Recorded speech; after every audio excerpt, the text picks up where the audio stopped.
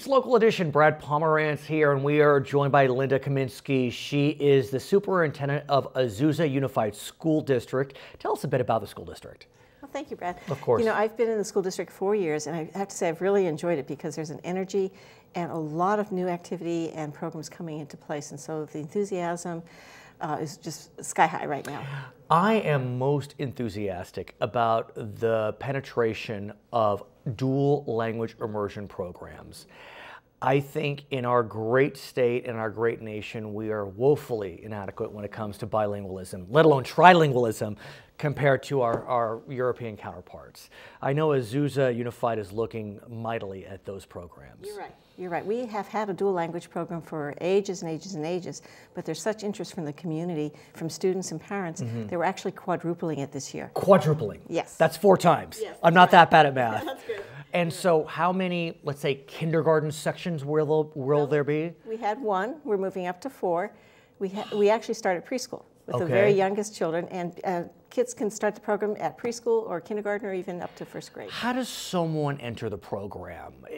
Do they need to be Spanish dominant, English dominant? How does it work? Either one works. Okay. Because there are plenty of families whose children only speak English who want them to learn Spanish. Sure. And there are families whose children only speak Spanish who, of course, know that they need to speak English as well. So we've offered multiple parent sessions, workshops for parents to understand the program, understand the progression from the early years up to the higher. Tell us about the progression, because it is a unique approach. Well, it's an approach that we know works. There's been a lot of research on it. It's called the 90-10 model. Right. So students start in preschool and kindergarten, and in 1st grade, 90% of their instruction is in Spanish. 10% is in English. And how does that benefit the Spanish dominant speakers? You know, it's an advantage to everybody. It is. It really is, because it does 2 things. One, for the child who speaks only English, it really immerses them in a lot of Spanish. For the child who already speaks Spanish, it immerses them in a lot of more academic Spanish that no child gets at home. Interesting. So it's a win-win for everyone. So then what happens in 2nd grade, 3rd grade? Well, then the proportions change. 1st grade is 90-10, 2nd grade is, think of 2nd grade, 80-20. Nice. 3rd grade, 70-30. Okay. And then 4th grade would be 60-40, and from 5th grade on up, it's 50-50. So what classes are taught in English versus Spanish once you go from 5th to, let's say, is it 8th grade, where it essentially will conclude at this stage?